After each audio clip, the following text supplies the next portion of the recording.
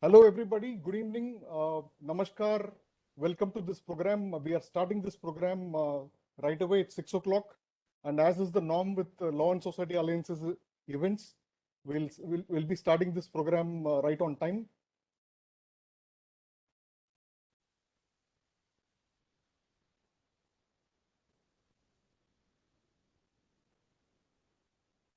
I thank each and one of you for joining. My name is N.C. Bipindra.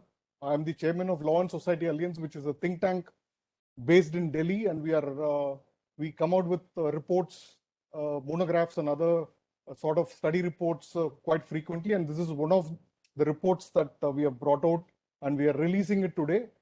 And for this event, we have eminent panel of guests.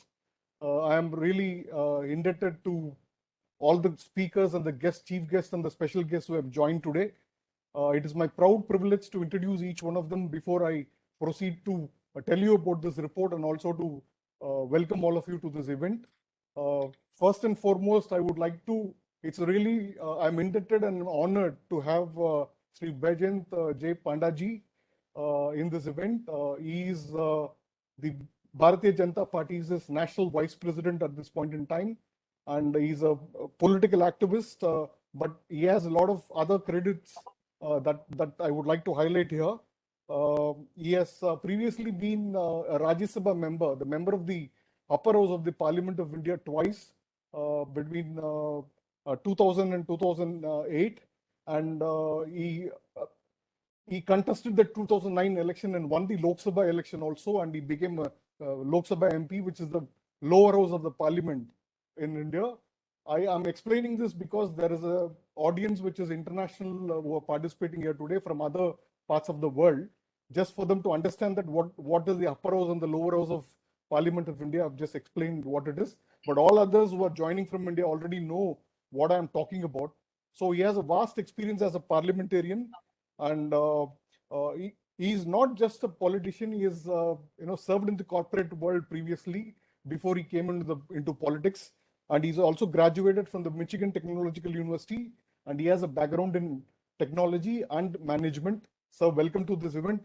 I'm making this introduction very brief because you are already a popular leader. People know about you, and I'll be wasting my time trying to explain your background and stuff like that. The audience is much more intelligent than what we would assume them to be. So I give them that credit of being intelligent enough to know who you are. So I just leave it at that. The second special guest for the evening is Sri Jaydev Ranedeji. Ranedeji is currently the president of Center for China Analysis and Strategy, which is a New Delhi-based think tank focusing on researching on China issues.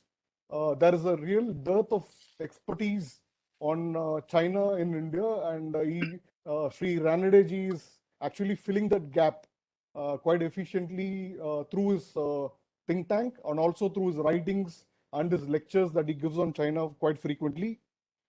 He's also a former member of the National Security Advisory Board, which is a Government of India body dealing with national security affairs. He has also been the Additional Secretary in the Cabinet Secretariat in the Government of India. He's a member of the core group on China at the Indian Council for World Affairs, which is again a Ministry of External Affairs think tank based in Delhi. He's a distinct fellow at two places in Center for Air Power Studies and at the Institute of Peace and Conflict Studies, which are both based in Delhi. He has also kindly agreed to be a senior advisor on the advisory board of Law and Society Alliance to mentor and guide our researchers on China affairs. So thank you so much for joining this event. You're also a popular personality in the strategic affairs community. So I will leave my introduction at this and I keep it as brief as possible. We also have Commodore R.S. Vasan. He's also a special guest today, and he'll be speaking in this event. He's a retired naval officer with over 34 years of military service and a naval aviator at that. He has commanded important air squadrons of the Indian Navy and also the air stations of Indian Navy, serving all over India. He's at present the Director General of Chennai Center for China Studies, which is again a think tank based in Chennai focused on its study on China. So, and as I mentioned earlier, there is a real lack of expertise in India on China, and he's one of those leaders who's filling that gap. Thank you so much, sir, for joining. He's also served as the Eastern Commander of the Indian Coast Guard, based at Chennai some 2 decades back. So I know him from those days. So thank you very much, sir, for joining. He's all both Sri Jaydev Ranedeji and Commodore R.S. Vasan are my mentors. So I'm really, I've grown under their shadow. So thank you so much for joining, sir. We also have another special guest, Sri Arun Anandji. He's a media personality. He's a senior journalist who has worked with several media organizations in Delhi, with newspapers such as The Statesman, Dainik Jagran, Midday, and news agencies such as the Indo-Asian News Service, and also in the TV media medium, working for the TV Today Group, which is today called as the India Today Group, basically India Today TV. He is currently a policy commentator, an author of several books, and a columnist for several newspapers and media outlets. He has keen interest in national security affairs. I welcome him to this event. He's a close friend of mine. Thank you so much, Arunanandji, for joining. And it's my proud privilege to have all of you to be speaking here today. We also have other members, the senior members of the Law and Society Alliance participating here today. We have Advocate Kumar Vaidyanathan, who is based in Mumbai. He's the Secretary General of Law and Society Alliance. He's an advocate practicing in the Mumbai High Court. We have Rashmi Sharma ji, who is the Treasurer and also the Managing Trustee of Law and Society Alliance. She's also here today. I thank both of them for the participation. And we also have several, military and strategic affairs personalities who are currently in the event today. I will introduce them as we go along. Since the time is quite short, I have another 3 minutes to explain the subject that we are dealing with. So, I'll keep my introductions quite short at that. This report in English, it's called as the Mapping Chinese Footprints and Influence Operations in India. We brought this out sometime last year, and it got wide, attention from the global strategic affairs community and also the Indian security affairs community. So we thought that this report should reach the larger audience, and also we should add a couple of more information into this report, and bring out an Hindi version of it so that it reaches the larger audience. This is the release of that Hindi version of that report. And I had the privilege of presenting a copy of this to Sri Jay Panda ji sometime recently, and he was kind enough to give me time and listen to the contents of the report. And he's happily joined today without even a second thought. He joined today because I believe he liked my report, the report that we have brought out. And we are all keen to hear all the speakers today in this session. I will introduce the book after Sri Pandeji, formally announces the release of the report and delivers his lecture. Soon after that, I'll show you, parts of the report, so that you, both the English report and the Hindi report, so that you know what is available. The schedule will be like this. Sri Jay Pandaji will speak first. Then we'll hear Sri Jaydev Ranedeji, and then we'll also hear Commodore R.S. Vasan, and then Arunanand will speak. Each speaker will get about 15 to 20 minutes to put forth their points. So I'm looking forward to hearing all of you, and thank you so much for joining once again, all the participants without whom this program is not possible, and also our sponsors. We thank all of them for this event. I now leave the floor to Sri Jay Pandaji, and we are very keen to hear him. So, sir, welcome, sir. Please, the time is yours. Thank you, and namaskar. Namaskar. It's indeed a pleasure to be part of this launch of the Hindi version of the report on China's footprint and influence operations in India, prepared and released by the Law and Society Alliance. I recall going through the English version and being taken aback by some of the revelations, although as you had mentioned, I'm somebody that has been familiar with foreign policy issues. It is a particular pleasure to be joined by distinguished speakers such as Shri Jaydev Ranadeji, Commodore Vasanji, and Arun Anandji. I would like to say that in my 19 years in Parliament, I must have spent something like 75 occasions of track 2 roundtable discussions with various countries. And on nearly 50 of those occasions, I had the privilege of leading the Indian parliamentary component of those delegations. And my two observations I would like to make from those years of experience. One was in track 2, you normally have an informality where you go beyond the script and can talk under Chatham House rules without being quoted. And so you get frank interaction with your counterparts in the other countries. The only exception was China. I participated in dozens of track 2s with the US, with Japan, with the UK, with South Korea, with Australia, with Pakistan, and many others. And the least fruitful I found was with China, because they would have a script which they would read out, and even in informal discussions over a reception or dinner, they would never deviate from the script. And so I used to find this is something that struck me as unusual.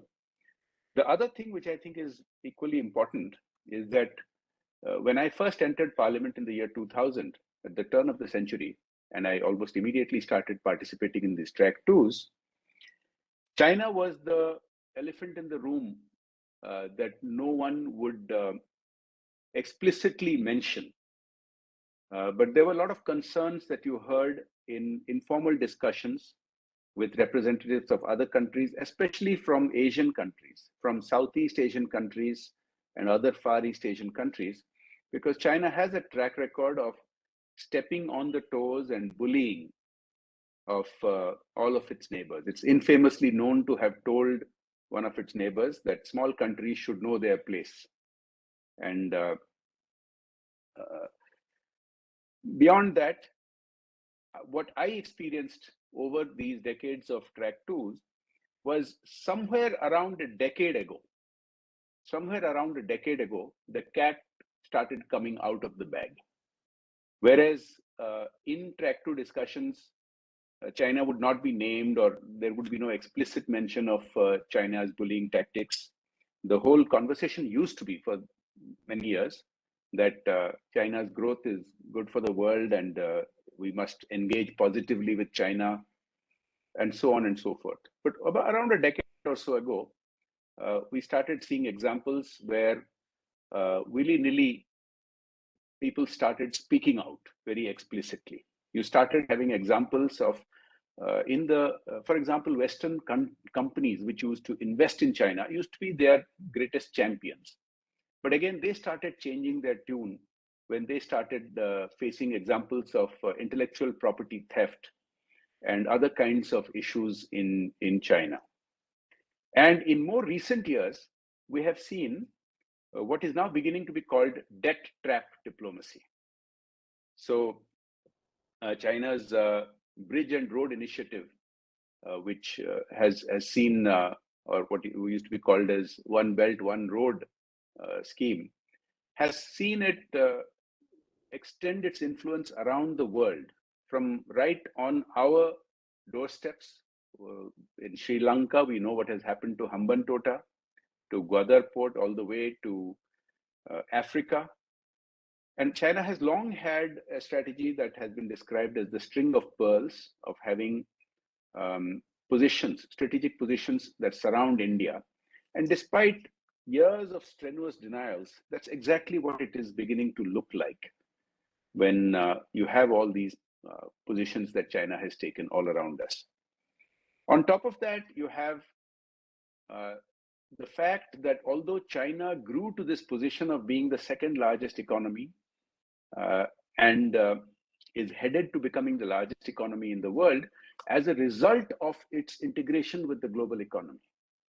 A key point of that was when it was allowed to enter the World Trade Organization. But the fact is, it has taken advantage of that and has abused the free trade opportunities that have existed to a manner where the balance of trade always favored it. And many nations in the country, in the world, are today in debt to China or are in some way petrified of disturbing the balance because of the economic clout that China wields in their own countries. But as I was mentioning, in recent years, the cat is out of the bag. More and more nations are openly critical of China and are speaking out in different forums. You've had litigations in world courts, and you have now strategic groupings that have come together. India, as we all know, is part of the Quad, which is non-military in nature, but it certainly has the very important aspect of bringing together the four most important democracies that have a presence in the Asian theater. And just by virtue of the fact of the US and Japan and Australia and India working together and conducting certain exercises together is a very important step that has happened. The Quad was in a conceptual stage for a very long time, and only in recent years it has really got off and running. There are other similar groupings which do have a military component, such as AUKUS. And that brings me to the very recent developments which have included conflict with China. Now, what happened in Galwan last year was a major departure from the status quo that has existed for half a century, where there has been a sort of détente between India and China. Yes, we would have some incursions every year. There would even be some physical shoving matches, and there would always be the crossing of diplomatic swords in the UN. And when it came to China's client state, Pakistan, and its support for terrorism, but there were not guns fired and lives lost until last year, after a gap of nearly half a century. So this is a major milestone. It's a major paradigm shift, and it is no longer business as usual. We have, of course, taken many steps that most other nations in the world have been afraid to even articulate, let alone act, such as shutting down a large number of apps which had security and national security aspects, data security aspects. We have taken further steps. Now, for example, banning of some of these apps, even powerful developed Western nations are not able to come to grips, even though in their strategic communities, it is clearly articulated that China is using these as a wedge to get into the doorway of their data and use it for its own advantage. With a great deal of difficulty, the UK is dealing with the aspect of blocking Chinese telecom companies from controlling its telecom infrastructure. India, in a sense, has been, particularly in recent years, has demonstrated a much greater strength of will and ability to both manage on the diplomatic front, as well as when it came to boots on the ground. In Galwan, India gave back as good as it got, which, to the best of my knowledge, from the feedback I have received from experts in the field, gave China a bloody nose and has made them rethink about the situation. Now, this report goes into certain aspects which have been rumored and discussed superficially and talked about in India's TV debates, but it is important to actually document examples of Chinese activities of developing influence in India. And the footprints of these operations, which your report mapping China's footprints and influence operations in India have documented, are truly worrisome. There are many examples of it, but the specific examples cited where China has focused on academia, it has focused on media, and is focusing on the entertainment industry is worth looking at deeply and with great concern. And we have seen when we have, for example, protests, we have seen the kind of lines being taken by some of the protesters, which very explicitly articulate anti-India positions and very explicitly articulate the positions championed by China and its client states like Pakistan, when it comes to the issue of Jammu and Kashmir, when it comes to the issue of even our own farm laws protests, where we saw the blatant hypocrisy of many parties in completely opposing what they themselves had advocated. And you could see the links leading to intelligence agencies of other countries. Now, we have real experts here today to speak on these matters. I am not an expert. I am a politician who has an interest in policy and especially foreign policy. So I try to keep abreast of these issues, but I'm not the expert. There are real experts speaking today. So I will not speak much longer. But before I wind down my initial comments, I do wish to point out a couple of things. So in my current responsibilities for my party, I have been also looking at some of these influence operations, not specific to China, but where we have security concerns. Now, some of you might remember last year there was a few weeks of controversy relating to certain Bollywood personalities and their foreign tours. And I was up till that point not aware of certain aspects which came to light as I dug into that issue last year. Now, we all know that since the early 1990s, Bollywood has had a lot of influence of the underworld, and not just the underworld, but foreign agencies, because some of the major underworld figures, such as Dawood Ibrahim, were sheltered by Pakistan's ISI and continued to have influence in the financing operations of Bollywood and many other such related issues. What came as a shock to me was that although we have an impression that in recent years, India's entertainment industry is becoming much more professionalized. And that's true to a great extent. India's entertainment industry is getting professionalized, but that the external influence continues to such an extent, which I will cite one example. So this controversy last year was about the shows that are being promoted, the Bollywood shows that are being promoted abroad in the Middle East, in Europe, and in the US. And it came to light that these shows are organized by organizers or promoters who constitute basically a small cabal of maybe half a dozen or a dozen such people. And these people are almost all of either Indian or Pakistani origin. And in most of those cases, there have been explicit links to foreign intelligence agencies besides their links to the underworld.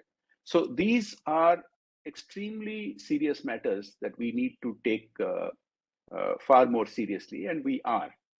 So I could make similar comments about what is happening with China's efforts to build influence in academia and in media. It came as no surprise to me to see in this report itself listed that China has a budget for liaisoning with Indian journalists, taking many of them to China and providing so-called training services. Now, many countries have foreign visitors programs, but to focus explicitly on media and to focus explicitly on, and they have similar things for African and other Asian countries. This is something that is to be taken very seriously. Now, regarding academia, I will not go into it much, except the whole world knows about China's efforts at setting up these so-called Confucius Institutes around the world. And whereas 2 decades ago, when they first started happening, there were mixed feelings about it. Now there are increasingly very clear feelings that are not mixed anymore. Countries like Australia, who have suffered economically by targeted Chinese actions whenever they have dared to be independent in talking about any foreign policy issue or any geostrategic issue. They have seen the influence peddling that China has through academia because of these Chinese students who basically do not have the freedom to speak their own mind, but are in some way managed and controlled back from mainland China. And the US has also seen similar examples. This report documents certain efforts that China is making in academia.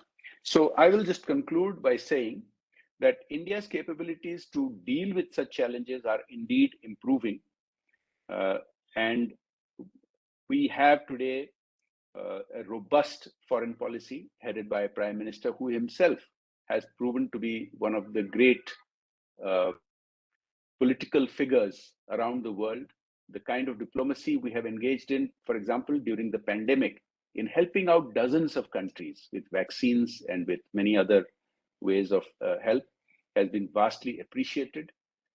India is viewed very positively by most countries, barring a few, 3 or 4. And in that sense, India's rise is being welcomed in a way that China's rise has been viewed with suspicion. Now, we should not get carried away by hubris. We have to consider our strengths as well as our vulnerabilities and make sure that we prepare for this new era. And the world is undergoing changes with every passing year. This year is a very fundamental change with what has happened in the war in Ukraine. That itself leads to lots of consideration that we need to give to how the world will shape up from here. So once again, thank you to the Law and Society Alliance for bringing together all of us into this event. It is my pleasure to participate in the launching of the Hindi version of this report. I'm sure it will be an extremely useful document to be spread far and wide. Thank you, and Jai Hind. Thank you very much, Jai Pandaji, for your remarks to open this event. And I also thank you for releasing this. I'll take it that you have released this event, and let me just show a part of the report for the audience for them to know what it is all about. I'll first deal with the Hindi report and also later on show the English report so that the international audience understands what we are talking about. So let me just share the cover page of this report. So this is the cover of the report. Basically, it is in Hindi. It basically translates into mapping Chinese footprints and influence operations in India. This is for the benefit of the audience from the international, from other countries, basically. So we'll also share with you the report, Hindi report. Okay. Just give me a second. I'm just sharing it. So I hope you're able to see it. Can somebody confirm that you are able to? Yeah, great. So this is the Hindi report that we have. So I'll just give you a background of how we started doing the English report first. And I have already told you how we got to doing this Hindi report so that it reaches the larger audience in India. Basically, what had happened was when the conflict in Ladakh happened in April, May 2020, launch of Society Alliance trustees and members, we noticed that there were a lot of media reports and television debates where some experts, people who called themselves as experts, started talking in favor of China and showing India in a poor light. And also the Indian military we are not able to see. Bottom space we are not able to see. Sorry, I didn't get that. Bottom page of the bottom we are not able to see. I will scroll down. Please just give me a moment. Okay. I'm just explaining. Okay, no problem. No problem. Yeah. So basically, when we noticed that there were reports and articles that were appearing in the opinion pages of several newspapers and in debates, people dissing India completely and talking the opinions that were expressed were so contrary to the sentiment that existed among the people of the country. So the people had a much more greater, nationalistic and a patriotic view of things, whereas the articles were kind of, showing India in poor light, as though we were the aggressors and the Chinese were, do good kind of a nation. So that is when we started digging into the identities of people who were writing those articles. Once we found the background of the people, we noticed the organizations that they were affiliated to, and then digging further, we just gathered enough material to publish this report, where we found that most of these people and their organizations were being funded by the Chinese embassy in India, and also these were all influence operations, and the China was trying to get a foothold in India, whereby they can influence the opinion and the general public in India through various means. So what we did was we slowly tracked each of these elements, and then we identified 9 sectors initially where their influence operations were happening: the entertainment industry, the media industry, the academia, the think tanks, and also the political parties. How several political parties were being influenced by the Chinese through their influence operations. So we also the tech sector, the fintech sector, and the edutech sector, where they are investing heavily and controlling, those industry.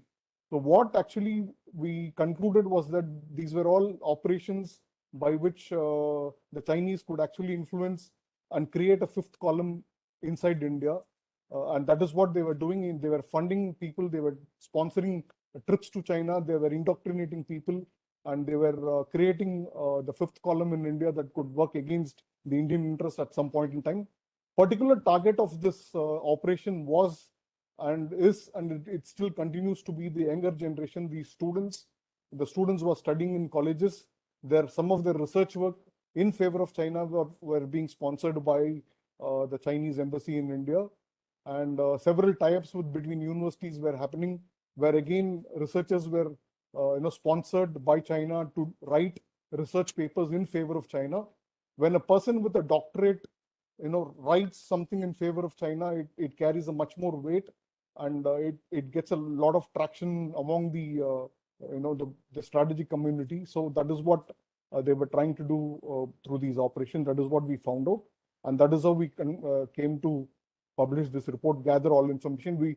The researchers who were part of my team, they went through more than 1,000 documents and web pages for doing this research, and we culled out about 300 odd important documents out of it, and then we published it.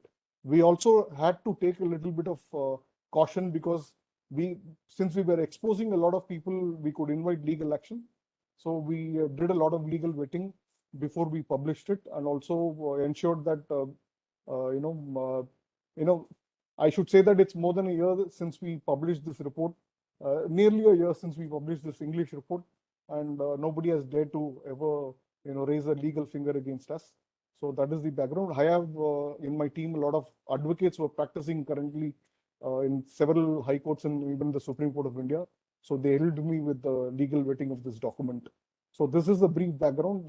I just want to mention, special mention of one of my researchers called as Rahul Tiwari, who kind of helped me put together this report in a major way. I thank him for all his efforts in this regard. So I will just move to the English version of the report, and in just about a minute or so, I'll conclude this brief introduction of.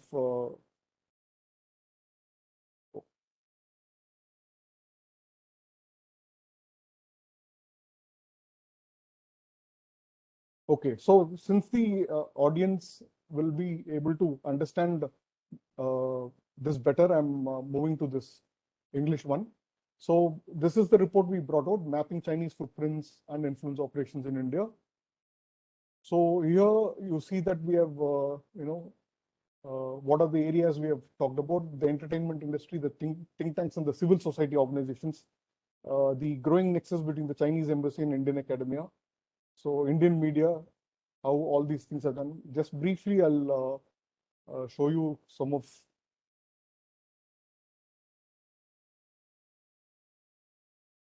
So this is the Galwan Valley martyrs. We have paid a tribute to them in this report. So okay, this is a slide where you see some important film personalities who are participating in an event that happened in Beijing. The Chinese have been trying to take a lot of Indian film producers and actors to China and trying to promote them, helping them to earn a fast buck by releasing their movies in China. This is basically to gain influence and control over the Indian film industry. This effort is on. If all of you share your email IDs in the chat box, I'll send across these reports to you by email.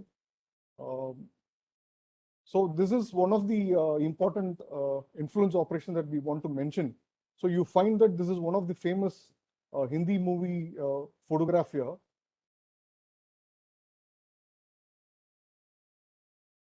So here you find that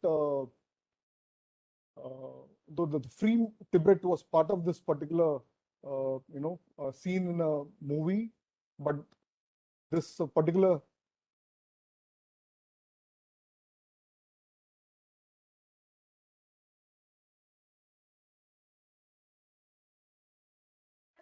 okay, so this particular influence operation was such that China could ensure that the Tibet was not shown in this particular scene in this movie. So, and again, this is another Bollywood movie that was screened in China, and they made about 500 crore rupees worth of income through this. Okay, so we'll look at the other parts of the report later. We'll now move on to our next speaker. Okay, so thank you so much. We'll just move on to our next special guest and speaker, Sri Jaydev Ranedeji. He's my mentor. I bow before him and request him to deliver his lecture for the day.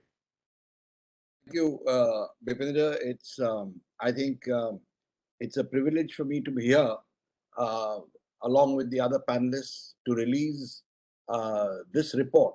I think it's an outstanding job that you've done, and I hope it sets the trend for sensitizing our people as to what the Chinese efforts are, what subversion actually means. And I think if I may just divert a bit or digress a bit, I've been on some of these 1.5 and track 2 trips to China along with Mr. Jay Panda, which he alluded to. So you selected the right man to try and get this looked at carefully and popularized. And I hope Jay picks it up and pushes it. But I think this is the right approach. Let me just say a few things about the United Front since I have a few minutes. Though it is very innocuously named as the United Front Work Department, and it has been in existence, in fact, before China got its liberation, it is actually a very subversive and effective party intelligence organization.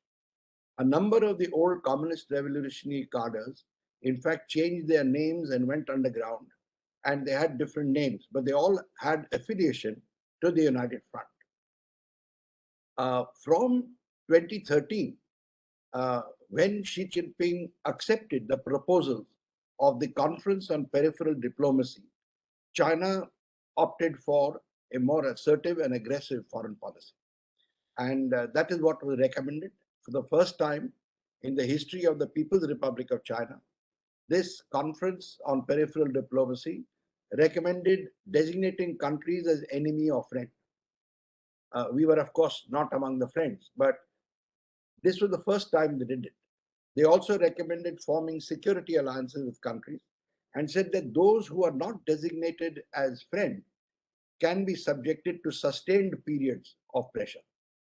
I'm not going to say anything more. We all know what's been happening, and we can see that. But what the United Front was doing in India was effectively trying to maintain relations with other communist parties worldwide and in India, fellow travelers, and um, targeting the Tibetans and the Dalai Lama's office. So they always have had two people positioned in the Chinese embassy here with a specific task of targeting the Tibetans and the Dalai Lama setup, which, as you know, Tibet is an important target for them. The real change began happening as far as India was concerned after 2016, when Xi Jinping took over what is called the Central Small Leading Group. That is the most powerful body in China, and they have a number of them. So he took over the chairmanship of the Central Small Leading Group for United Front and separately of the Foreign Affairs Ministry. And once he took this over, he doubled the budget for the United Front and doubled its personnel strength. So it became much more active, and we began seeing the effects in India and other countries. Australia, of course, there was a well-known Four Corners expose on influence operations, Chinese influence operations in Australia. It unmasked quite a few politicians, unmasked quite a few academics, etc. The same thing began happening in the United States. And today, every one of the 51 FBI offices across the US has got investigations ongoing where the trail leads to the People's Republic of China. And there are a number of influence operations that are being uncovered. In India, too, they have stepped up their activities. The advantage that they have in all these countries that I mentioned, Australia, United States, UK, and India, is that we are democracies. We are open societies. We mix and mingle with people. There are no restraints as such, and therefore they have freedom to operate. In India, their targets are politicians, particularly the younger politicians if possible, the journalists, the academics, businessmen, and government officials. And here, I think I should mention that every Chinese company that is operating overseas has an intelligence cell embedded in it, which reports directly back to Beijing. And therefore, they combine intelligence operations with their commercial activity. That is what is happening here. And I'll give you an example which, in fact, you referred to in your report about Huawei. Now, I'm aware that Huawei has been a very an organization that we have been looking at very carefully. In my previous avatar, we certainly had a lot of information about it. It is only now that our government has started moving a few years ago and took note of what the Huawei is up to. And in your report, you also mentioned that perhaps the case of Huawei is overstated, the way you have put it. That is quite incorrect. The chairman of Huawei, or chairperson, if I want to be correct in the use of the language, was a member, senior member of the Ministry of State Security, which is the foreign intelligence arm of the Chinese government. That person was the chairperson of the Huawei till very recently.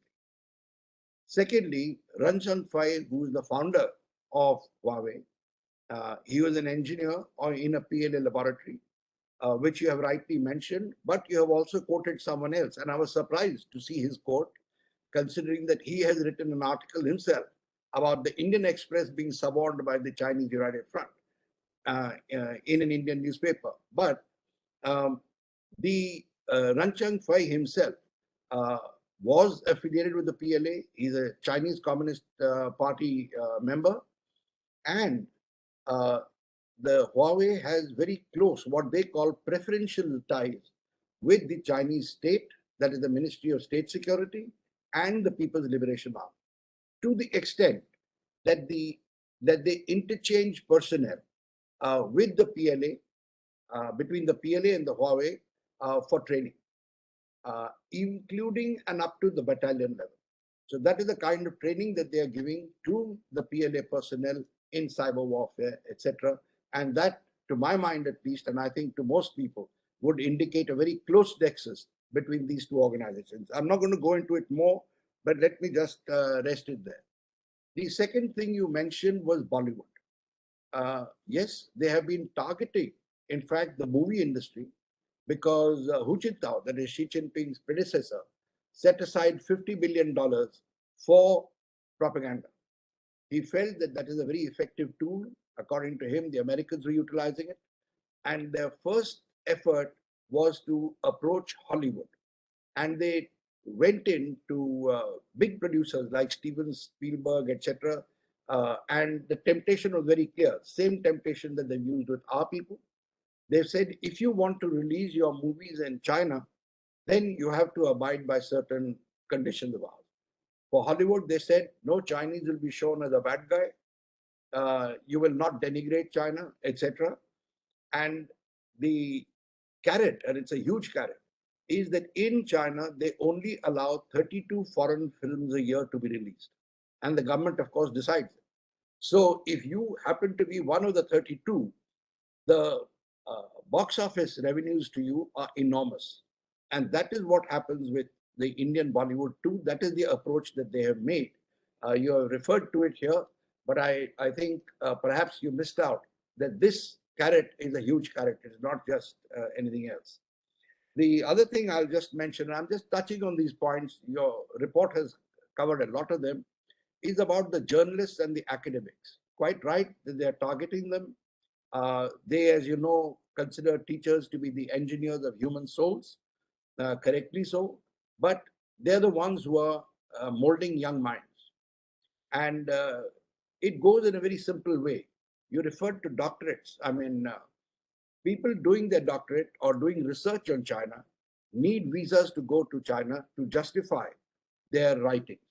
And the Chinese regulate the issue of visas.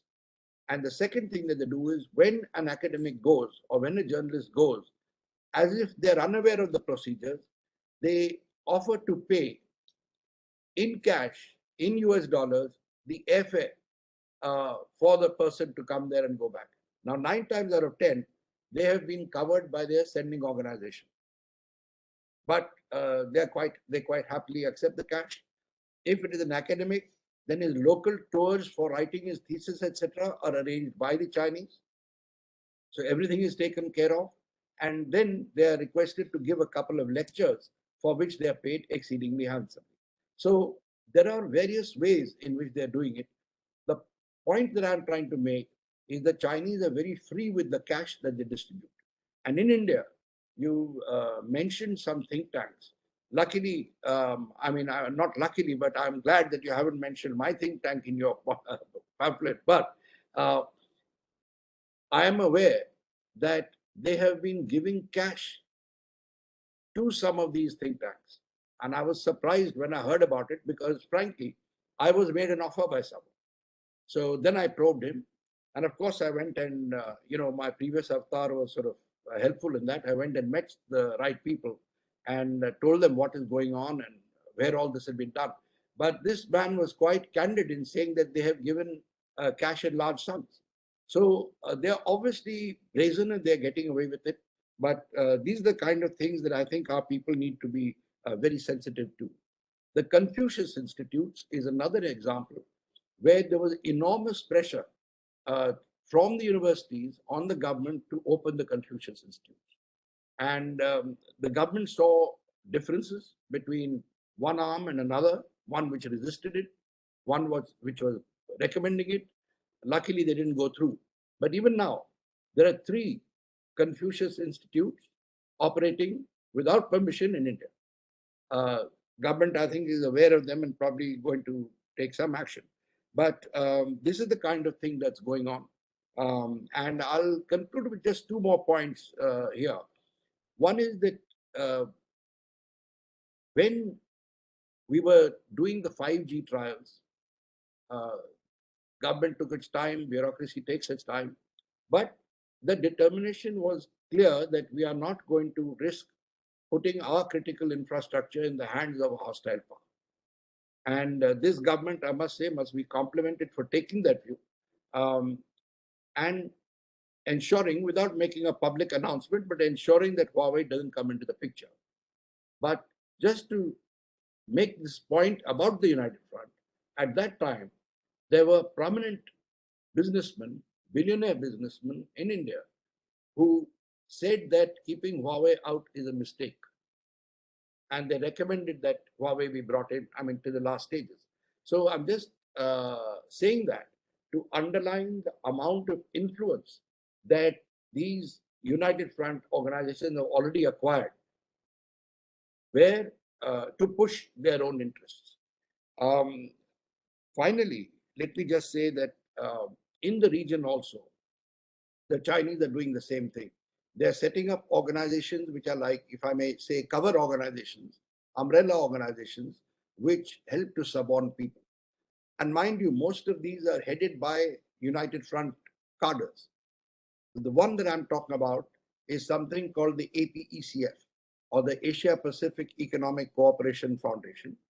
It was set up by a provincial Communist Party cadre of the United Front. He suddenly appeared as an entrepreneur.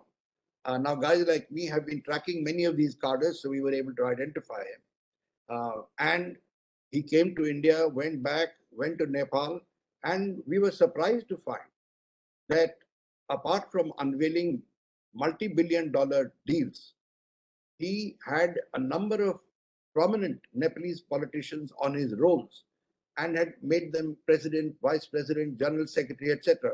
But that's not the point. The point is that each was getting a handsome remuneration per month. So obviously, you're going to find them being partial to them. So I think, let me just conclude by saying that I think it's a very timely production that you have made. It's a yeoman service.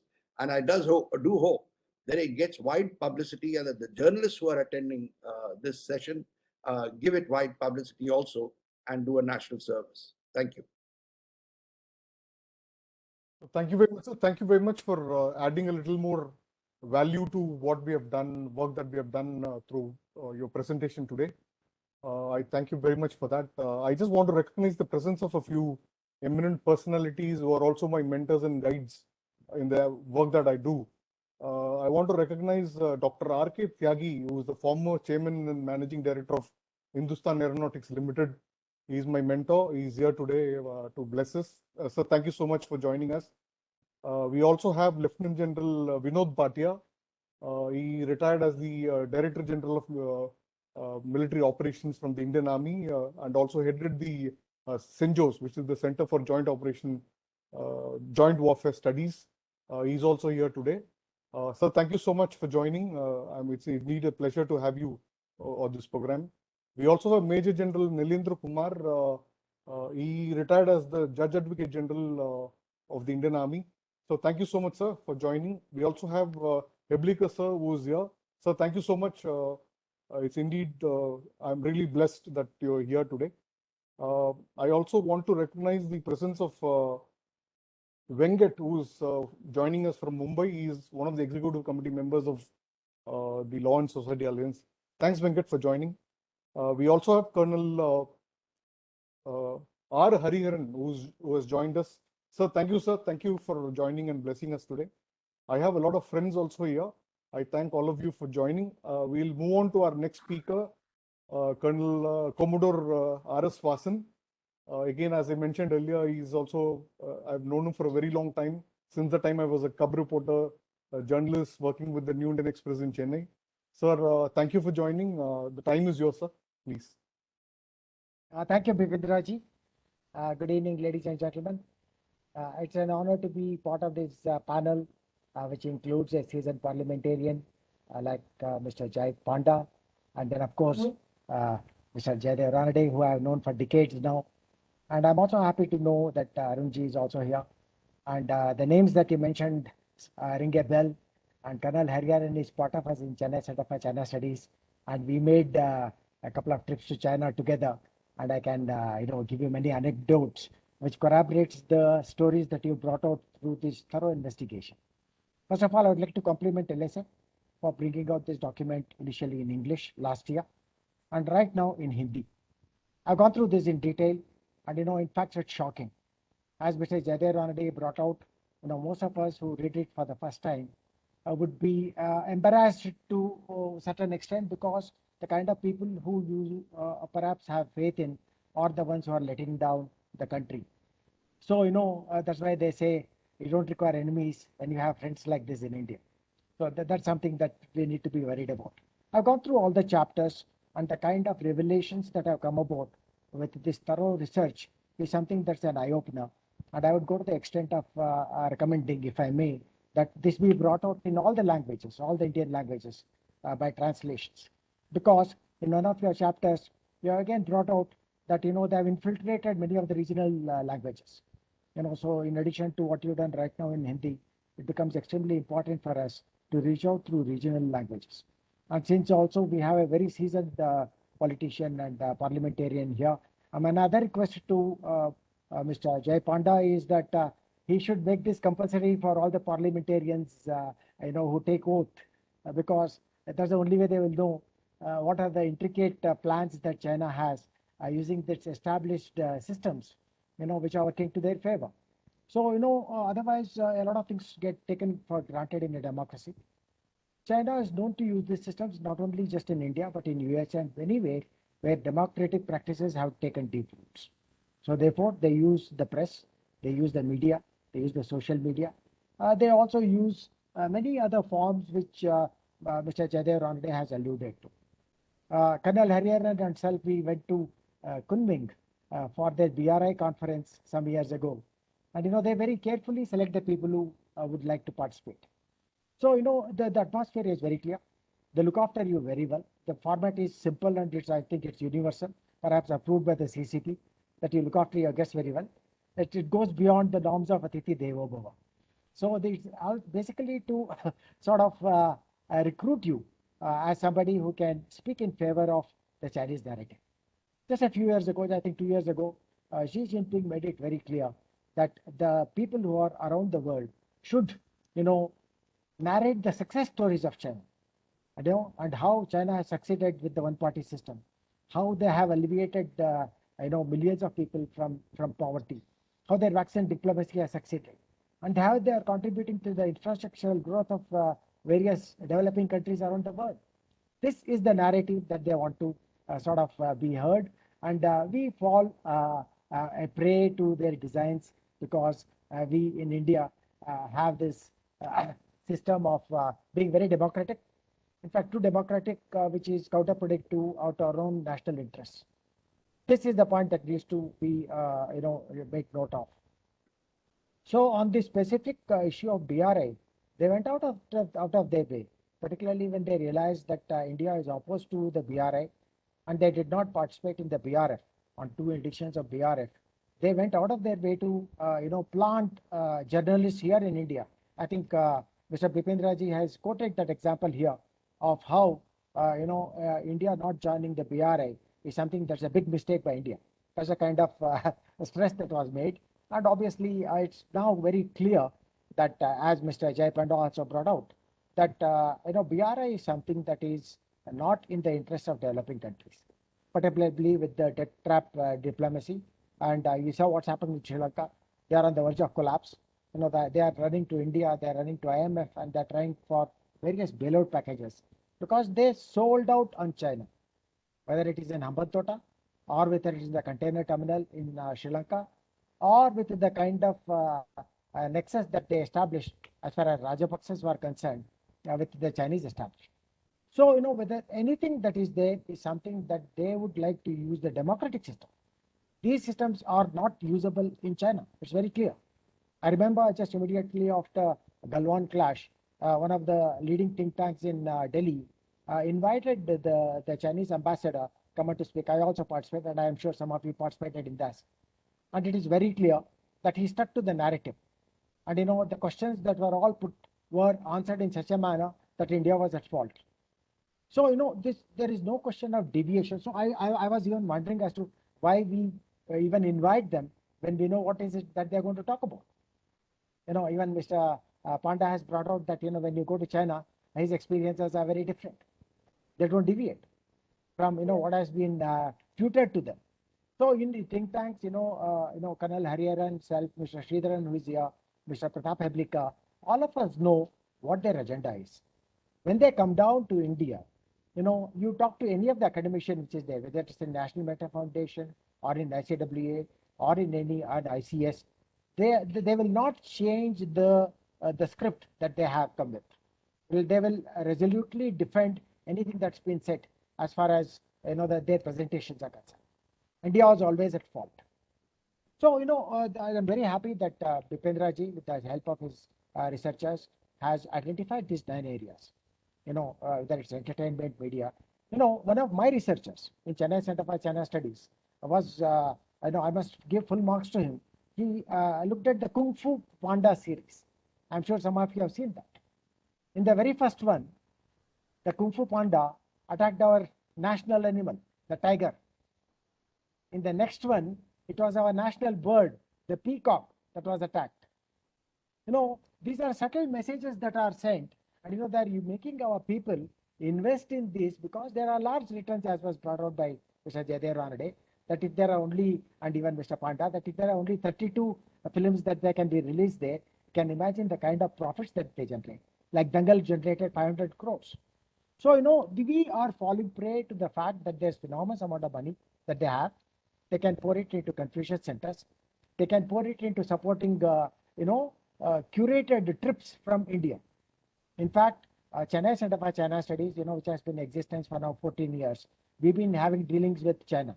And all this was, of course, before the Galwan crisis, when we are also trying to bring out the cultural aspects, the cultural dimensions of our association with China, and where two so-called great civilizations can collaborate to, prosper together. But this did not happen. You saw what happened after Galwan. Not only was the ambassador of China in India who spoke about it, he also gave clear instructions to his consul generals, in Bombay and Calcutta, to write in various newspapers who are only welcoming them, to say that please write for us, whether it's Hindu or the New Indian Express or any of the things. What was brought out was very, very clear, and to say that they defended every action, and they even went to the extent of saying that whatever happened in Galwan is something that was done by India. So they are very keen on changing the narrative to their advantage. And whether it's the think tanks in India, whether it's the educational institutions, whether it is the entertainment industry, whether it's the social media, you can see these efforts at every level where the procedures in a democratic country are being used to this advantage. Try and see if we can do this in China.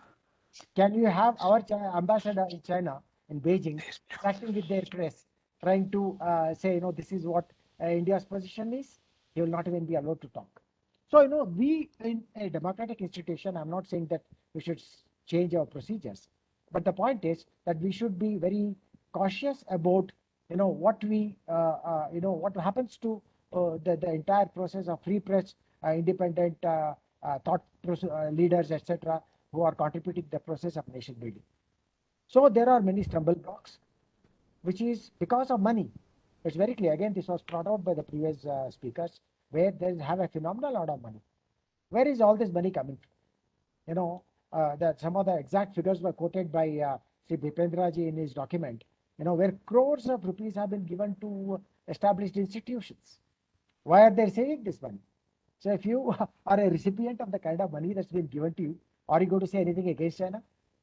The full price, full page, advertisements or paid whatever which was there, which was in Hindustan Times or in Hindu, tells you that they are not even worried about whether it is against our national interest.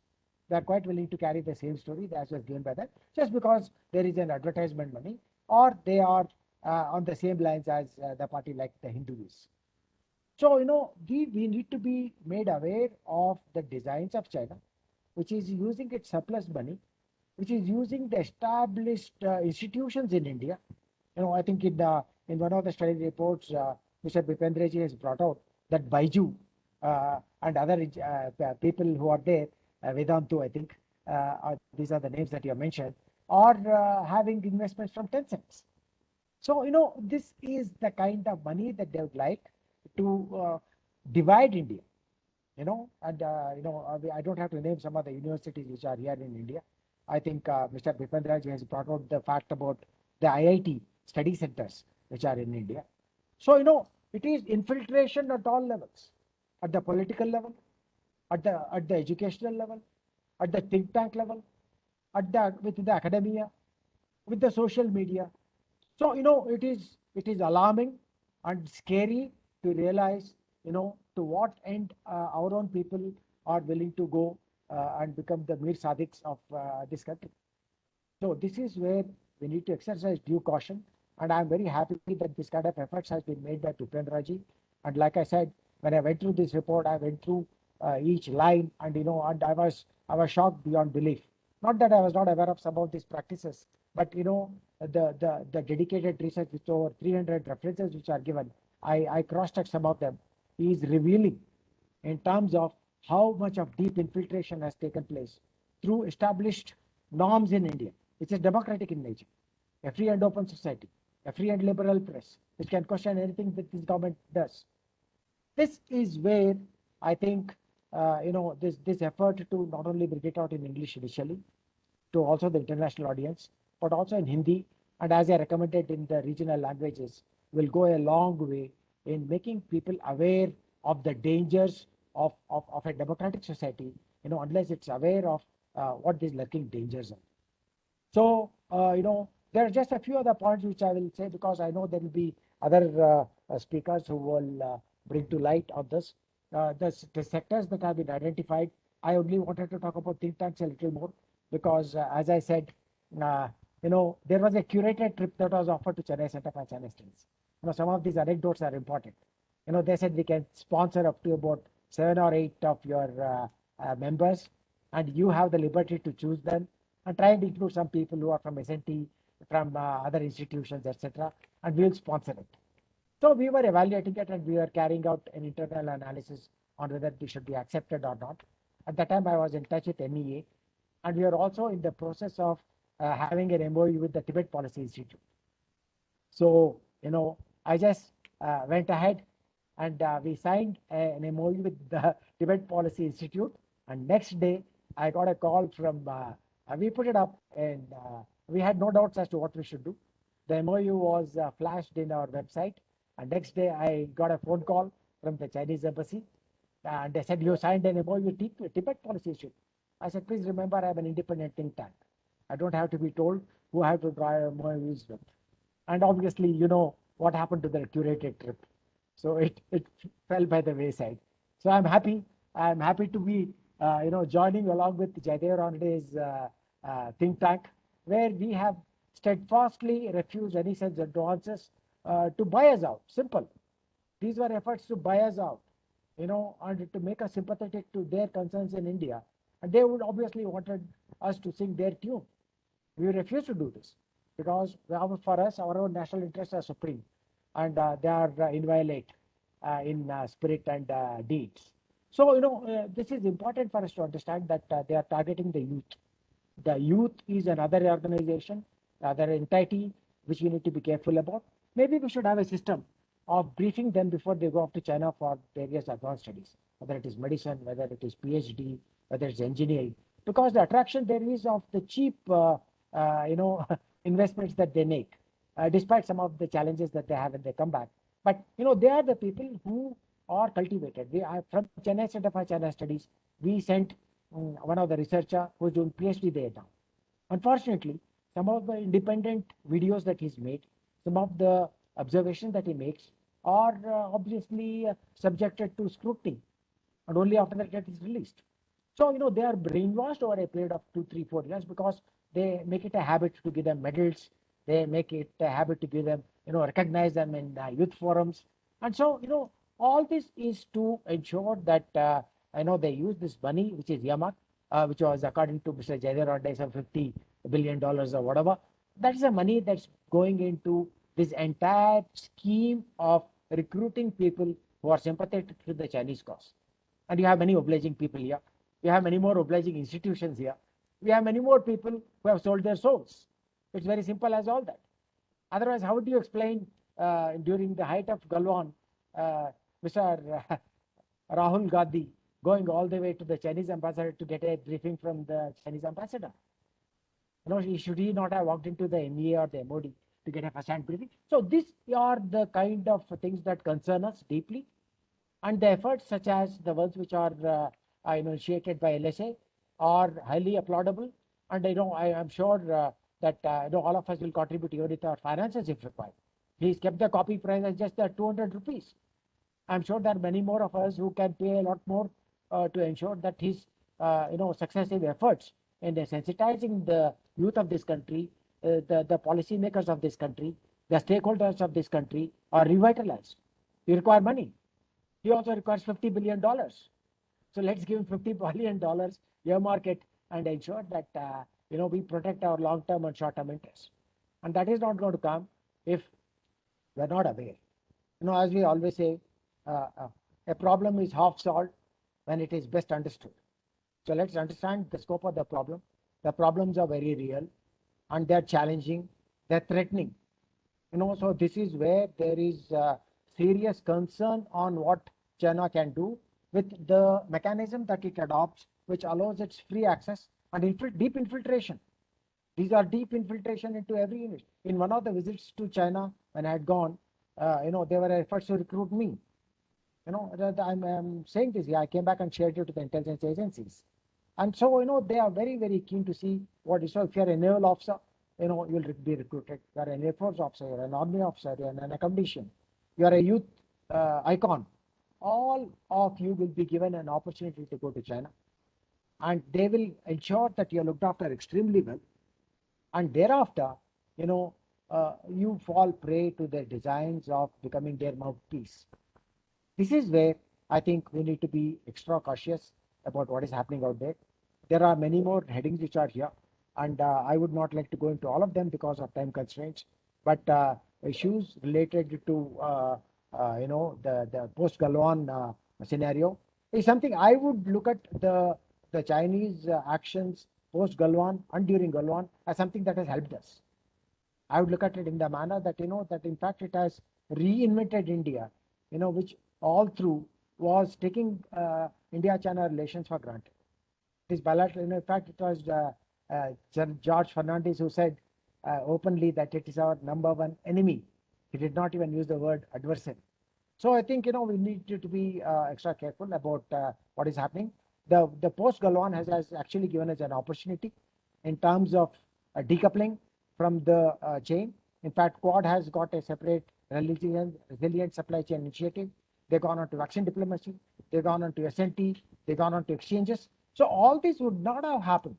In fact, both Australia and India were reluctant partners of the Quad because they did not want to antagonize China.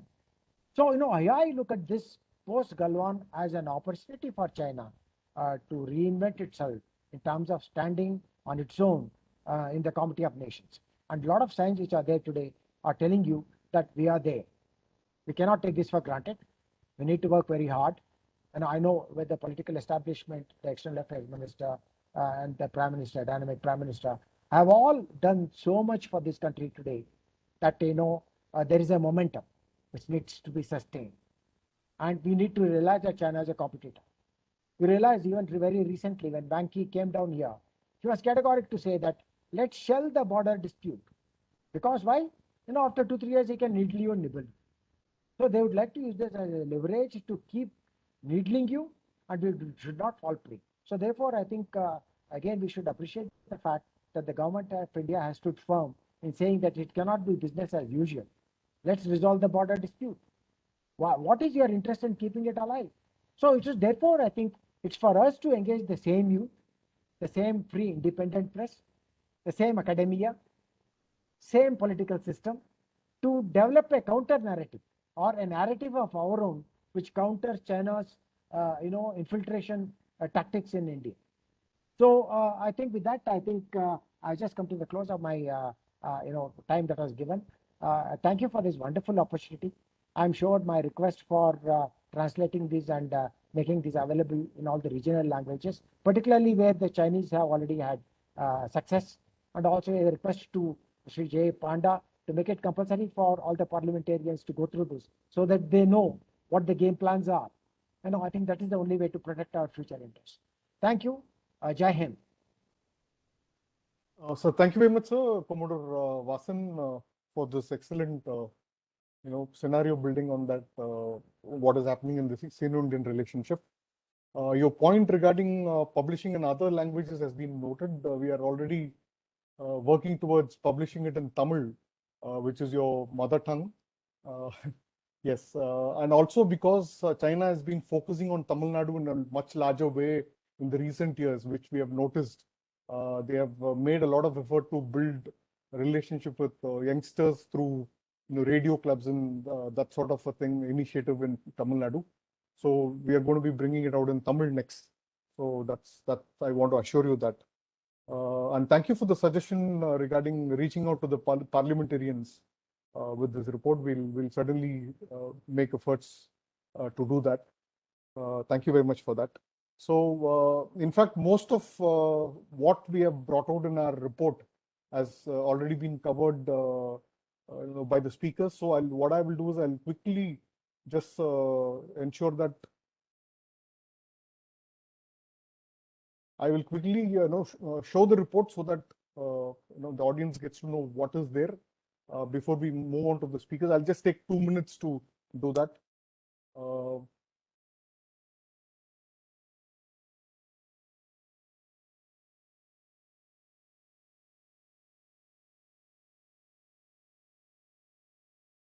Okay, so the other chapter that we have is regarding the Chinese influence operation on think tank and civil society, which most of it has been covered by both Commodore R.S. Vasan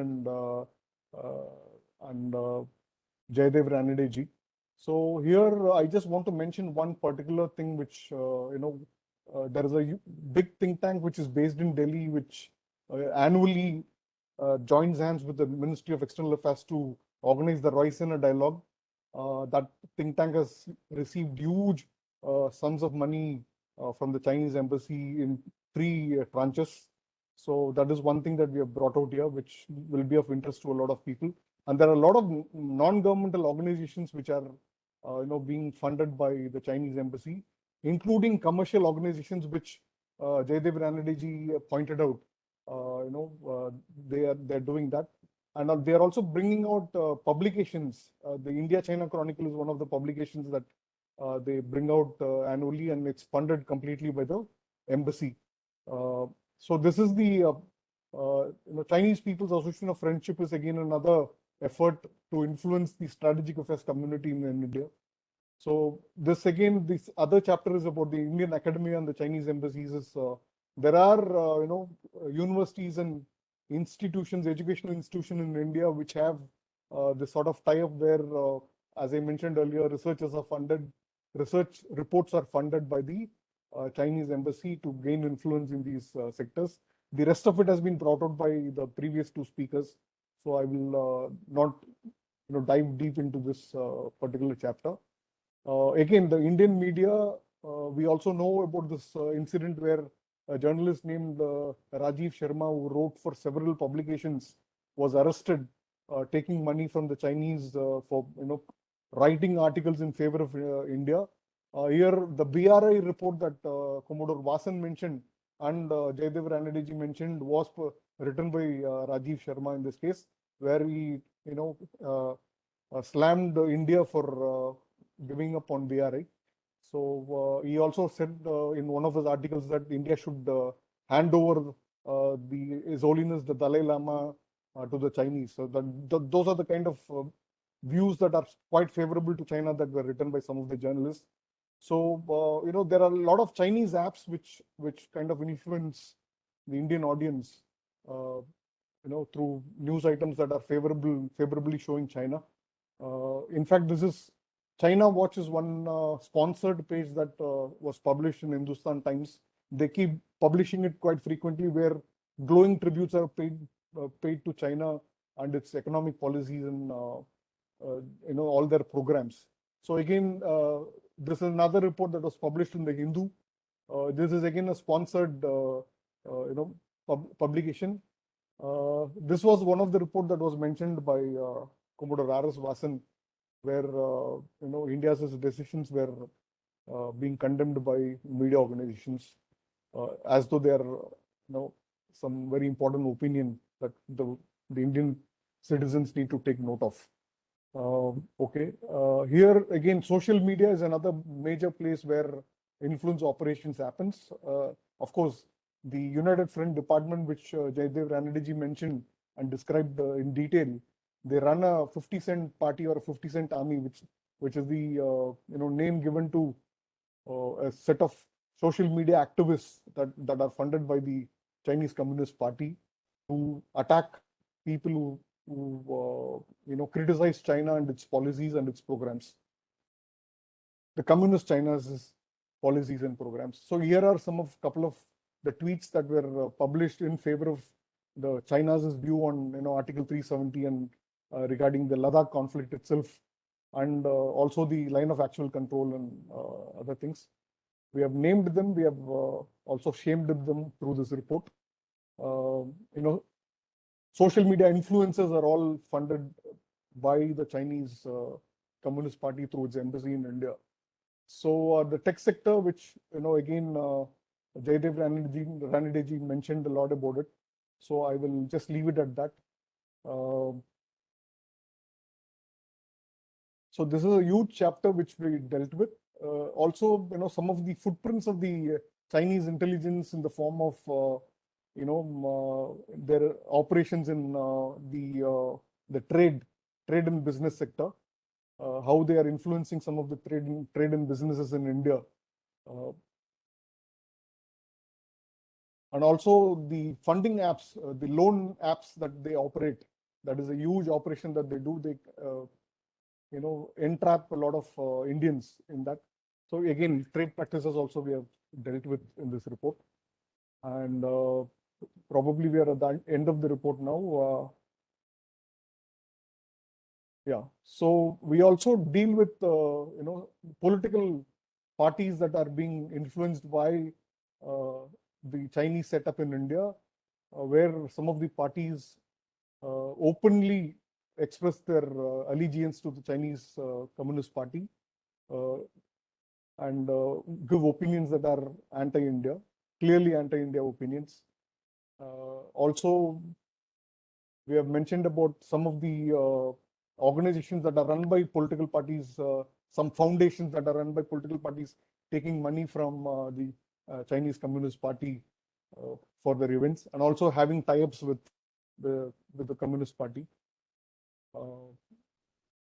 So this is it. So thank you so much. I will now call upon our next speaker and my dear friend Arun Anand to make his presentation.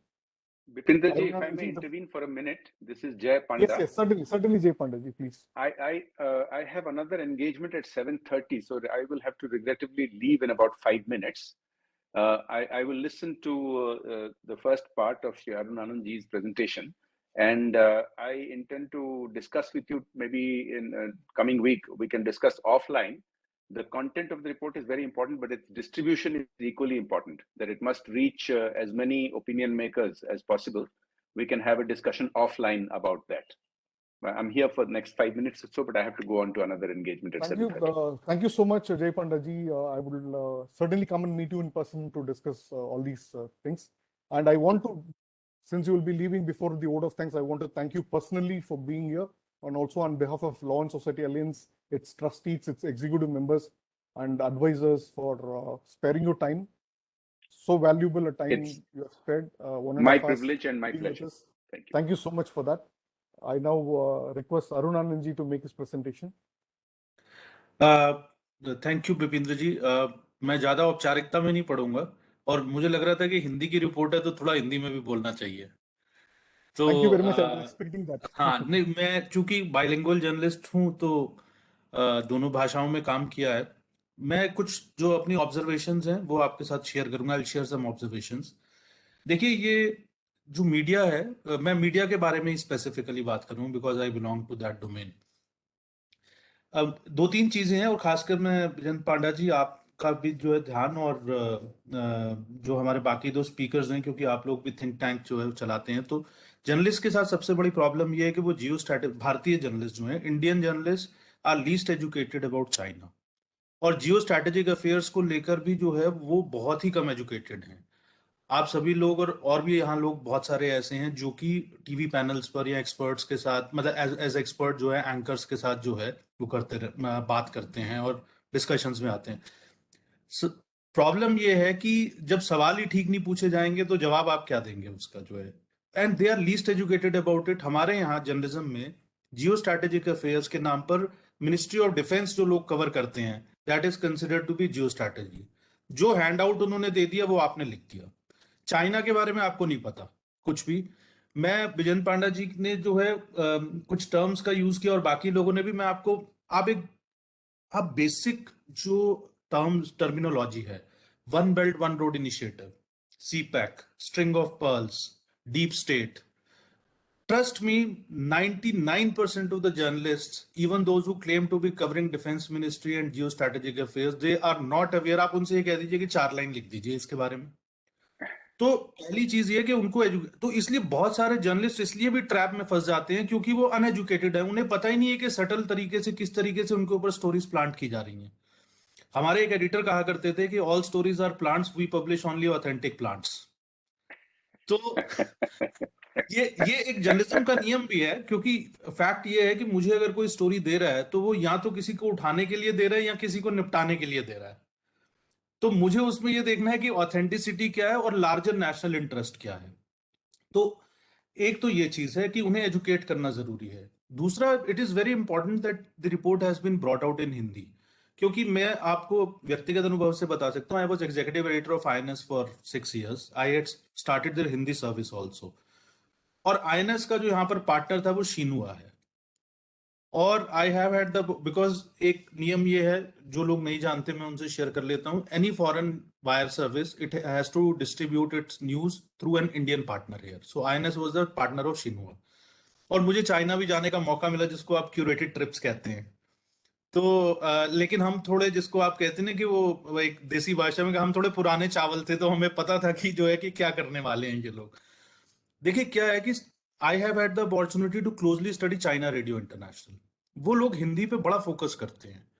मैं लगभग 1 दशक पहले की आपको बात बता रहा हूं कि उस समय उनके यहाँ हिंदी सर्विस में 22 लोग होते थे, जिसमें से 20 चाइनीज थे, 2 इंडियंस थे।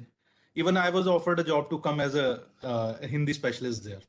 तो और उनका बड़ा फॉर्मिडेबल नेटवर्क है, डिजिटल प्लेटफॉर्म्स भी जो है वो बहुत सारे जो है वो, at that time they had service in more than 58 languages, and when they were talking about India, वो ये कहते थे कि इंडिया को इंग्लिश मीडिया रिप्रेजेंट नहीं करता है, इंडिया को हिंदी मीडिया रिप्रेजेंट करता है। तो उनका पूरा कंसंट्रेशन तभी से हिंदी मीडिया पर था।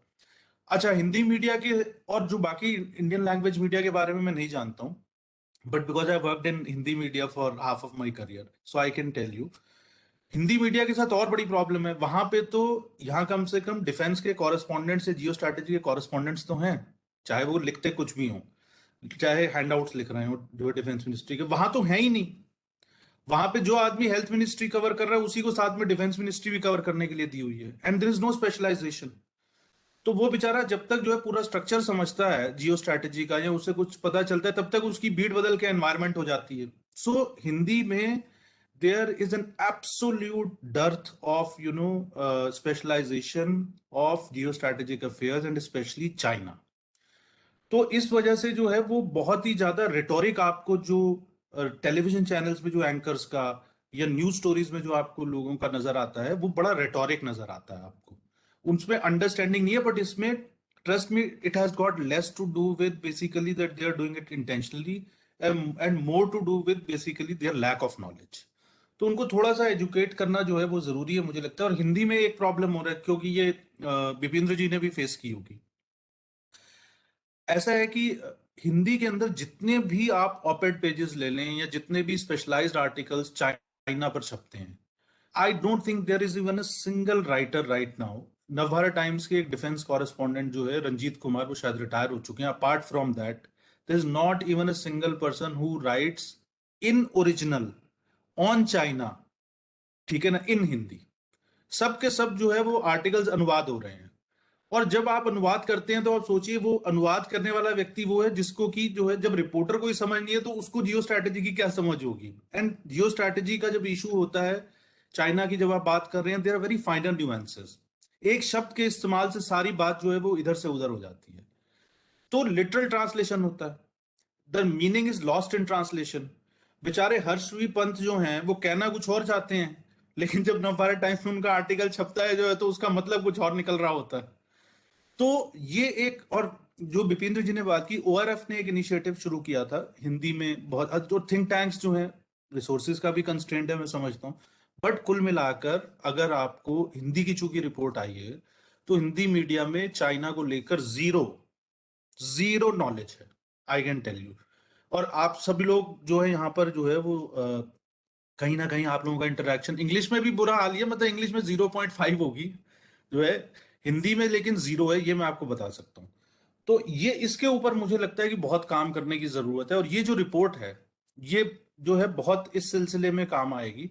मुझे लगता है कि जो जर्नलिज्म इंस्टीट्यूट्स हैं उसके अंदर बैटल ऑफ नैरेटिव्स का जो एक मॉड्यूल है वो इंट्रोड्यूस होना चाहिए, चाहे वो वेस्ट का बैटल ऑफ नैरेटिव है, चाहे वो चाइना का बैटल ऑफ नैरेटिव है। तो ये एक तो चीज है। दूसरी चीज ये है कि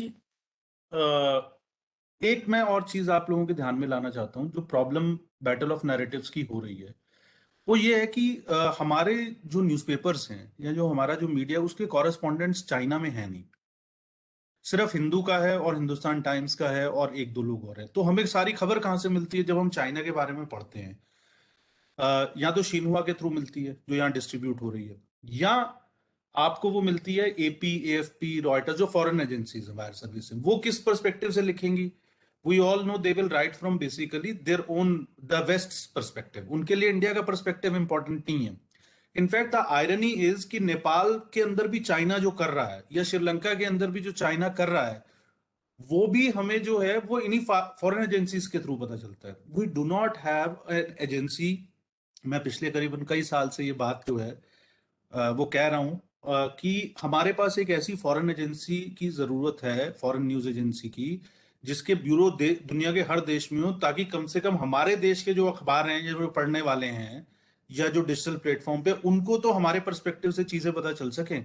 हमें पता ही नहीं है कि एक्चुअली हम, अब जो नॉर्मल रीडर है उस बेचारे को नहीं पता कि एपी का लगा हुआ है या विद इनपुट्स फ्रॉम एजेंसीज लगा हुआ है, पर वो पूरा का पूरा नैरेटिव एंटी इंडिया नैरेटिव होता है चाइना के पर्सपेक्टिव में, चाइना के कॉन्टेक्स्ट में। तो इसको बहुत जो है एड्रेस करने की जरूरत है। दूसरा ये है कि जो एक क्यूरेटेड ट्रिप्स की बात आई, तो इसको हमारे यहाँ मीडिया की भाषा में जंकेट्स कहा जाता है। तो अब देखिए क्या है कि ये एक और समस्या है कि क्यों ये क्यूरेटेड ट्रिप्स हो रहे हैं, इसके पीछे भी जाने की जरूरत है। बस जो है मैं 2 मिनट का और समय लूंगा। और ये बात कोई करता नहीं है। आप ये भी कहेंगे कि भाई ये बात आज आप कर रहे हो तो आज तक ये बात क्यों नहीं होती है? बिकॉज मीडिया में एक अनरिटन रूल है कि मीडिया के लोग मीडिया को क्रिटिसाइज नहीं करेंगे। आज विपिंद्र जी जो है वो थिंक टैंक में जो है वो बिकॉज ये सेटअप दिस थिंग, और मैं भी बेसिकली उस तरीके से एक रेगुलर रूटीन की नौकरी से बाहर हूं। So that is why we can also talk with little more liberty. Otherwise कोई फोरम ही नहीं है मीडिया के अंदर मीडिया पे बात करने के लिए। जो एडिटर्स गिल्ड ऑफ इंडिया है वो तो एडिटर्स गिल्ट ऑफ इंडिया है बेसिकली हमारा। तो मैं आपको बताता हूं, देखिए क्या हुआ है कि पहले से ही, पहले तो ये स्थिति थी, and thanks to Narendra Modi, उन्होंने आने के बाद कम से कम प्राइम मिनिस्टर के साथ जो जंकेट पे 39 जर्नलिस्ट, एक फिक्स था पीएम के प्लेन में जाएंगे, और उसमें ये था कि आने जाने का खर्चा सरकार का, जो होटल में रुकने का होता था वो थोड़ा डिस्काउंटेड रेट पे सरकार की मदद से हो जाता था। अब सबको अपने पैसे खर्च करके जाना पड़ता है। ट्रैवल बजट्स जो है वो हिंदुस्तान के मीडिया में कभी, खासकर फॉरेन के अंदर, हमारे कहीं कॉरेस्पॉन्डेंट नहीं है। हमारे ट्रैवल बजट्स मीडिया के अंदर जीरो हैं जो है। और मैंने जैसे आपको बताया कि हम ये अनएजुकेटेड तो हैं ही और अनअवेयर हैं ही कि भाई कैसे हम लोग क्या कहते हैं, हमारे पे कोई नैरेटिव जो है वो सटल तरीके से थोप रहा है। और मीडिया में 90% of the media in India is extremely underpaid. जो ऊपर के कुछ एलिट को अगर आप छोड़ दें तो उनके विचारों की जिंदगी के जो है ना संघर्ष ये होते हैं, मुझे एक फेलोशिप मिल जाए, उसमें मुझे कोई 4-5 लाख रुपए मिल जाएंगे, ठीक है ना, तो मेरा कुछ काम चल जाएगा। जो अच्छा पत्रकार है मैं उसकी भी बात कर रहा हूं। मैं ये कोई जो बेईमान है पत्रकार, मैं उनकी बात नहीं कर रहा हूँ, वो तो उनको हमारे यहाँ रैकेटियर कहते हैं, ठीक है ना, वो तो उनको कोई जरूरत ही नहीं है बेसिकली ये करने की जो है। बट ये आयरॉनिकली ये बेचारे जो ईमानदार पत्रकार हैं और जो बेईमान नहीं है वो फंसते हैं इस ट्रैप में कई बार। और जब एक बार उस लक्ष्मण रेखा को पार कर लेते हैं तो फिर उसके बाद इट इज द बॉटमलेस पेट। तो वो बेचारे जो है, अच्छा फिर एक हमारे यहाँ ये भी है कि मेरे पोर्टफोलियो में जुड़ जाएगा कि यार मुझे एक फेलोशिप मिली है तो मुझे अगली नौकरी मिलने में आसानी हो जाएगी।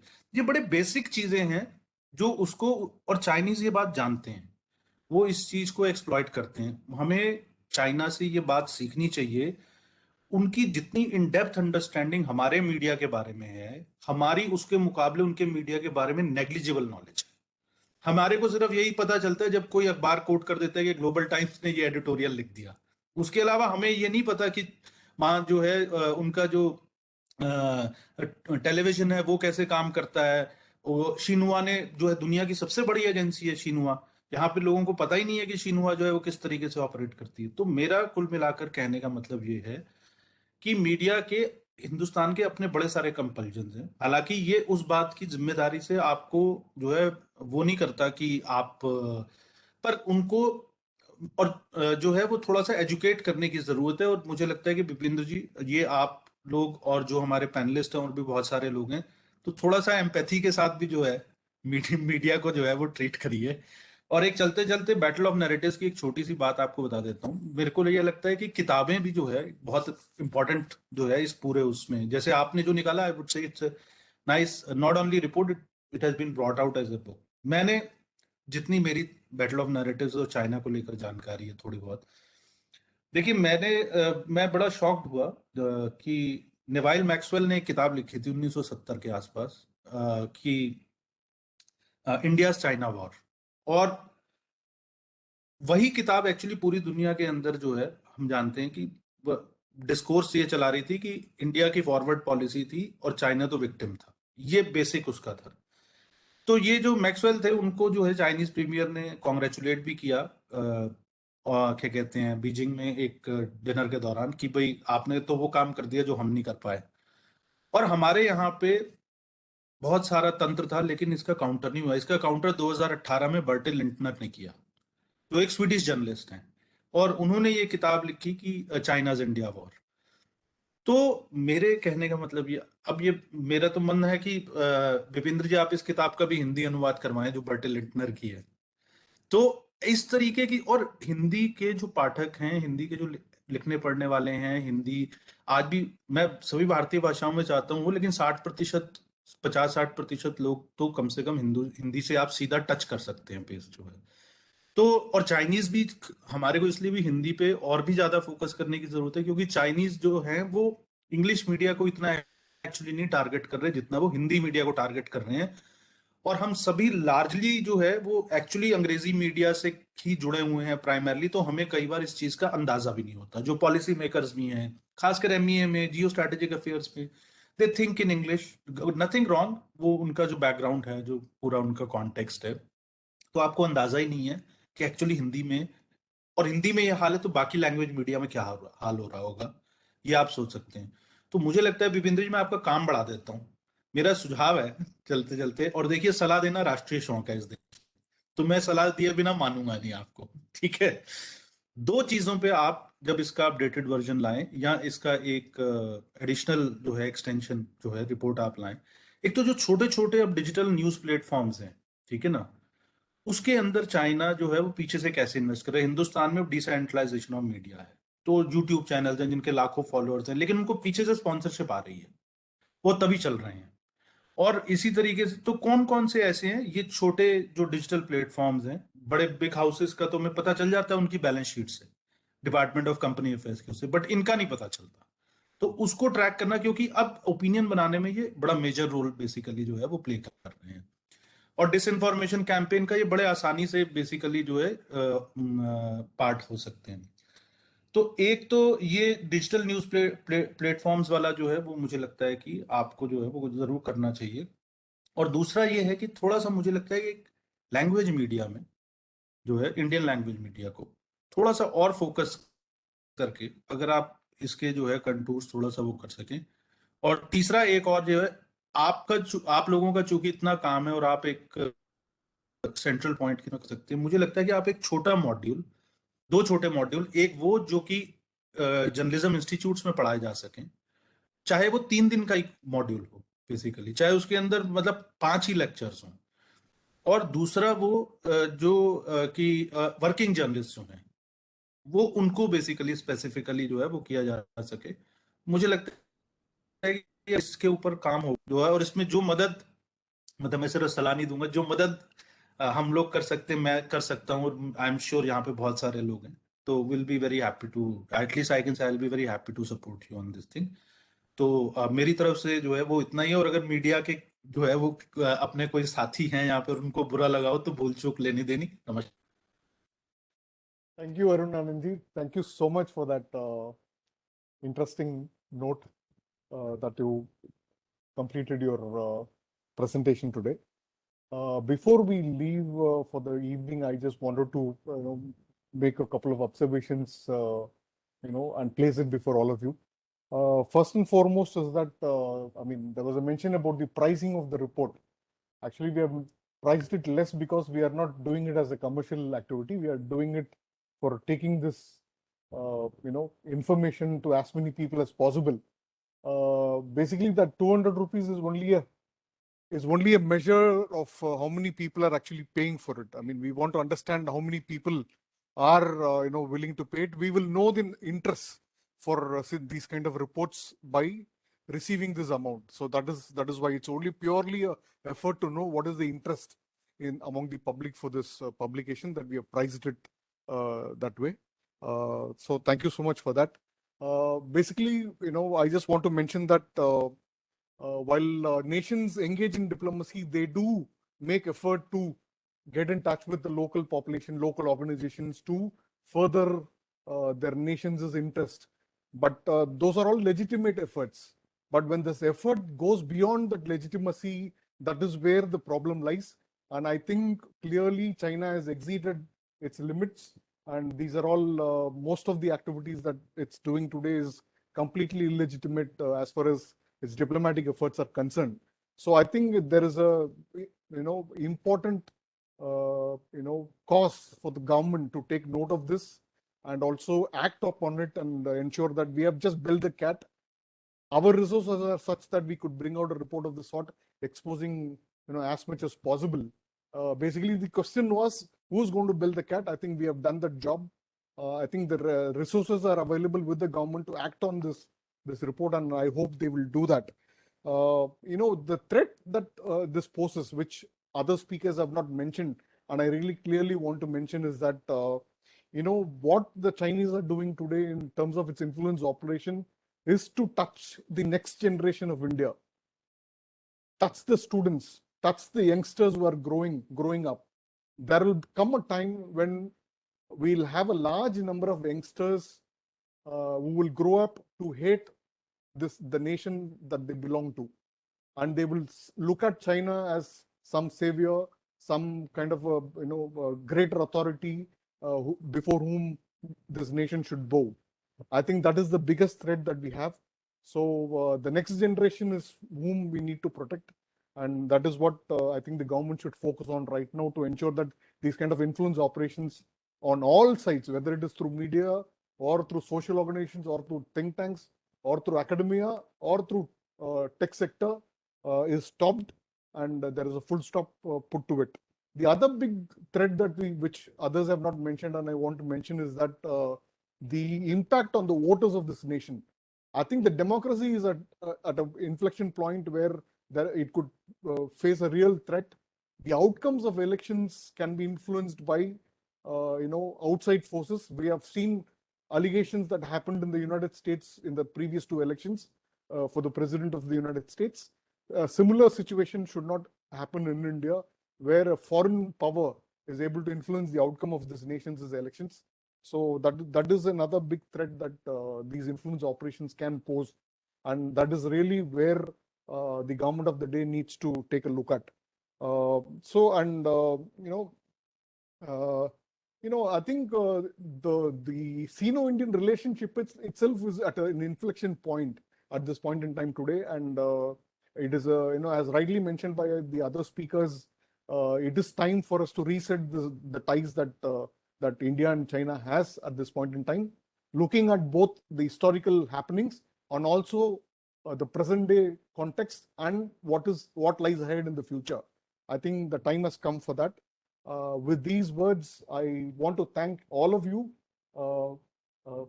Jay Pandaji had to leave, but Jaydev Ranade is here, Commodore R.S. Pasanji is here, and Arun Anandji is here. Thank you for coming to this and honoring me. It's my proud privilege to have all of you here. I am really humbled by the kind of affection that you have shown to me by accepting my invitation. Thank you so much for that. And I request Jaydev Ranade has already accepted our request to join our advisory board. I would request Commodore Vasan and Arun Anandji also to join our advisory board and help us with the activities that we are doing. And I also want to thank all the participants who have remained with us till the end. We had more than 65 participants who were with us throughout the session. I thank all of them for joining us, and thank you for this overwhelming response. And also to all the mentors who were not speaking today, but were here to bless me and the Lawn Society Alliance for this event. I thank all of you for that. And this event and your blessings has encouraged us to do more work. And I assure you that Lawn Society Alliance will continue to do the kind of work that it is doing and will add value to all the effort that you are already putting in, all veterans are putting in today. I thank Kapil Parthasadi, who is part of our executive committee, for joining us today. And thank everybody else whom I'm not mentioning because the number is too high. I thank all of you for that. And we'll meet again another day, another time with another event. Yes, Deepak. Sir, I have sent this email address, sir. Yes, I have received it. We'll send the copy of the report And to all one the thing and people who question have I want, sir, registered. we had talking about the problem, but what about the containing the issue? We will address it in the email to you. I'll ask the response of one the question I speakers. want to pose before the speaker, sir. There is no question and answer in this session. I'm sorry. Thank you so much. Okay, Please. okay, sir. Thank you so much. Thanks, everybody. With this, we'll end this show. We'll end the program. We'll meet again another day with another event. Thank you so much for all your participation. Thank you.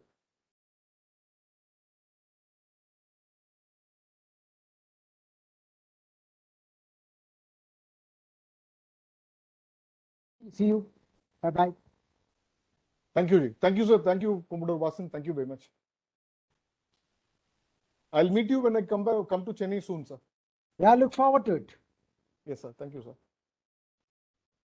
Very informative session was there, sir. Pardon? Sir, the session was very informative, sir. Thank you so much. Thank you so much for your feedback, Okay. sir. Thank you, Ji. Okay. I have received your email ID. We'll get back to you for this. Okay, sir, no problem. Sir, I just have a doubt. Can I Yes. put this question, sir? Who's speaking, by the way? Sir, my name is R. Padmesh Chari, sir. Yes, please tell me, sir. Sir, I just want to know about this Lawn Society Alliance. Is it like a think tank or how is it, sir? It is a think tank, sir. Okay.